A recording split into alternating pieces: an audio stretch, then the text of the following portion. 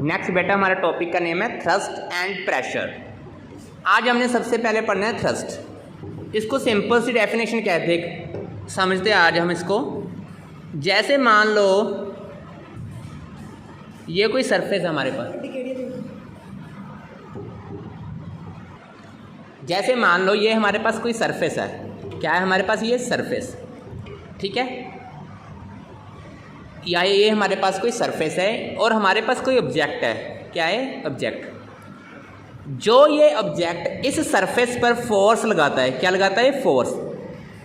वो भी फोर्स कैसी? Perpendicular force. ये 90 का एंगल बन गया ना, मतलब नॉर्मल फोर्स भी बोल सकते हैं हम इसे। क्या बोल सकते हैं? Normal force. जब कोई ऑब्जेक्ट किसी सरफेस पर एक नॉर्मल फोर्स लगाता है, नॉर्मल का मतलब होता है 90 डिग्री एंगल बनाए, तो उस फोर्स को हम क्या बोलते हैं? थ्रस्ट बोलते हैं। उस फोर्स को हम क्या बोलते हैं बेटा? थ्रस्ट। और थ्रस्ट की डेफिनेशन क्या हुई फिर? The force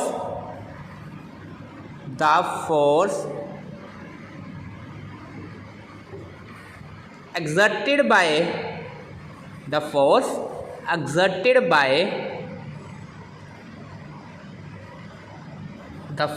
exerted by the object perpendicular to the surface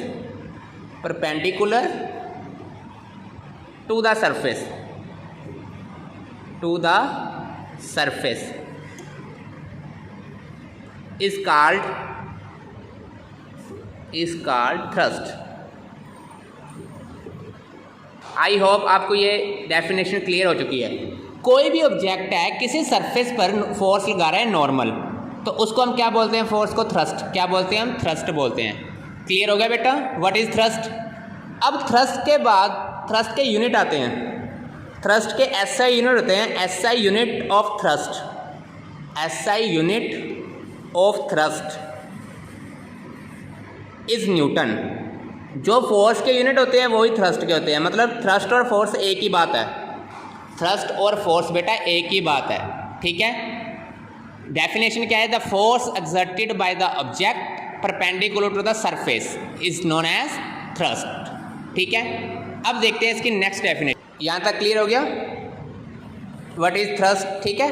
thrust के बाद अब बेटा आएगा नेक्स्ट हमारे पास डेफिनेशन है प्रेशर की। नेक्स्ट हमारे पास डेफिनेशन बेटा आती है प्रेशर की। अब देखो कोई सरफेस है, इसका एरिया है A। इसका एरिया क्या है बेटा? A, ठीक है। अब ध्यान से सुनना, कोई ऑब्जेक्ट इस पर कितना थ्रस्ट लगा रहा है? इस पर कितना थ्रस्ट लगा रहा है? थ्रस्ट क्या होती है? फोर्स होती है। कोई ऑब्जेक्ट इस पर कितना थ्रस्ट लगा रहा है पर यूनिट एरिया, उसको हम बोलते हैं प्रेशर। कोई ऑब्जेक्ट इस सरफेस पर क्या लगा रहा है? थ्रस्ट। और आपको मैंने बताया भी थ्रस्ट और फोर्स आर सेम थिंग, ठीक है। कोई ऑब्जेक्ट इस पर लगा रहा है थ्रस्ट, कितने एरिया पर? पर यूनिट एरिया, उसको हम क्या बोलते हैं? प्रेशर। और प्रेशर की डेफिनेशन क्या हुई? The thrust acting on surface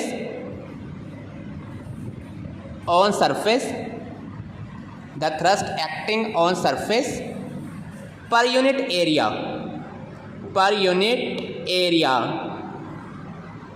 is known as pressure,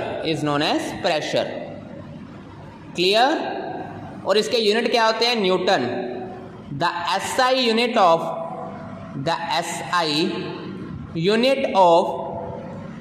pressure is Newton. The SI unit of pressure is Newton. Clear हो गया? अब हमने नेक्स्ट डेफिनेशन करनी है। ओह, प्रेशर के यूनिट, फोर्स के यूनिट न्यूटन, प्रेशर के यूनिट हो गए बेटा पास्कल। सॉरी, प्रेशर के यूनिट पास्कल, ठीक है। फोर्स के यूनिट थे न्यूटन, प्रेशर के यूनिट क्या होते हैं? Pascal, PA। लिखते हैं कैसे हैं इसको? पास्कल, स्मॉल p से पास्कल। अब हमने डिफाइन करना है 1 पास्कल को। 1 पास्कल, ठीक है। प्रेशर के यूनिट क्या होते हैं? पास्कल, है ना। और प्रेशर का फार्मूला क्या होता है बेटा? Thrust upon area. अब हमने डिफाइन करना है प्रेशर के यूनिट पास्कल को। जैसे मान लो 1 पास्कल, जब आपके पास थ्रस्ट हो 1 न्यूटन और आपके पास एरिया हो 1 मीटर स्क्वायर, जब आपके पास थ्रस्ट हो 1 न्यूटन और एरिया हो 1 मीटर स्क्वायर, तो प्रेशर उस टाइम कितना होता है? 1 पास्कल होता है। मतलब 1 पास्कल किसके इक्वल होता है?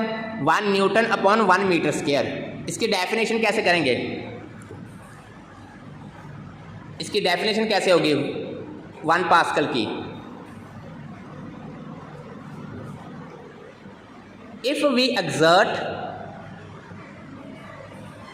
1 newton force on 1 meter square area, then pressure is said to be 1 pascal. Pressure is said to be 1 pascal. I hope it's all clear to you beta. Any doubt? Please call me anytime students. Okay? आज हमने क्या किया? Thrust के unit, pressure के unit और pascal की definition. Students यहाँ तक आपने बेटा अपनी कॉपी में नोट कर लेना है। Okay, have a nice day students.